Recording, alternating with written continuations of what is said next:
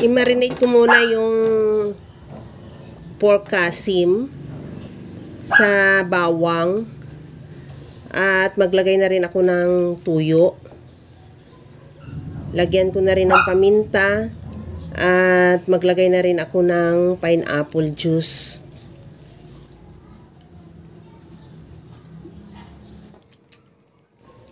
Ihalo lang at i-marinate natin yan ng mga at least 30 minutes. Kung may extra time, pwede man overnight or 1 hour. Habang ginagawa ko yan mga kalasa, kung bago ka pa lang sa aking channel, welcome.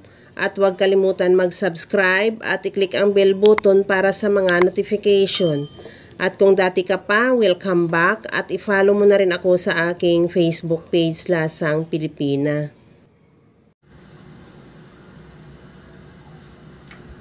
Habang minamarinate natin yan, magpainit na ako ng mantika sa kawali at iprito ko na yung saging na saba. 2 piraso lang yung saging ko. Depende sa'yo kung gaano karami ang gusto mo. Pwede mo rin naman damihan. At antayin na lang yan maluto at ilagay mo na sa bowl at i-set aside.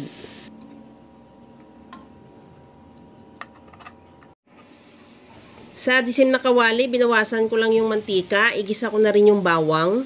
Ihalo lang hanggang sa maglabas ng aroma. At isunod ko na rin ilagay yung sibuyas. Ihalo lang din hanggang sa maluto yung sibuyas.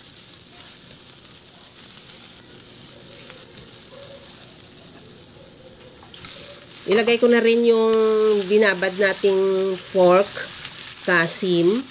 At ihalo lang hanggang sa mag-iba na ang kulay o mag-render na rin ang sarili niyang mantika.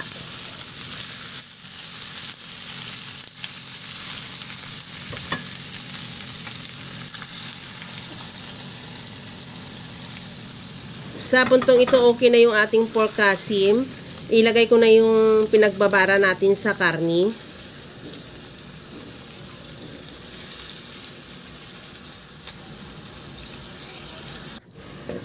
Takpan ko muna yan hanggang sa ma-absorb lang ng karni yung timpla ng ating pinagbabaran o mag-reduce lang ng kaunti. At maglagay na rin ako ng dahon ng laurel. At kunting halo lang at maglagay na rin ako ng tubig para pampalambot natin sa karni. Depende kung gaano karami yung karni, ganun din karami ang tubig. Ang importante, mapalampasan mo lang siya ng kaunti para sigurado na yan na makakapalambot na yan sa karni natin. At siguraduhin mo lang din na matanggal yung tusa na nakadikit sa kawali at takpan.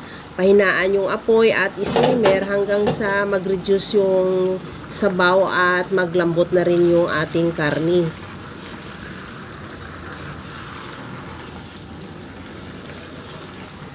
Okay na rin tong ating karni, malambot na rin siya at nag-reduce na rin yung sauce. Tikman ko muna kung ano pa ang kulang na panimpla natin. Maglagay ako ng asukal. 1 tablespoon lang, depende rin sa'yo kung gaano ang tolerance mo sa tamis. Kung gusto mo bawasan, gusto mo dagdagan. Kung ayaw mo rin maglagay ng asukal, pwede lang din naman. At ihalo lang hanggang sa matunaw lang din yung asukal at ilagay ko na yung pinirito nating saging. At kunting halo lang yan at ready to serve na yan yung ating napakasarap na pork estopado. Kaya mga kalasa, kung nagustuhan mo yung ating video, please like na lang at pakishare na rin sa inyong mga friends. At kung bago ka pa lang sa aking channel, subscribe na at i-click mo na rin ang bell button para sa mga notification. Kaya mga kalasa, alam ko kayang-kaya mo tong gawin dahil sa sobrang simple at napakadali niya lang lutuin. Kagaya lang lagi sa sinasabi ko na wala namang hindi marunong magluto basta sa simpleng paraan lang.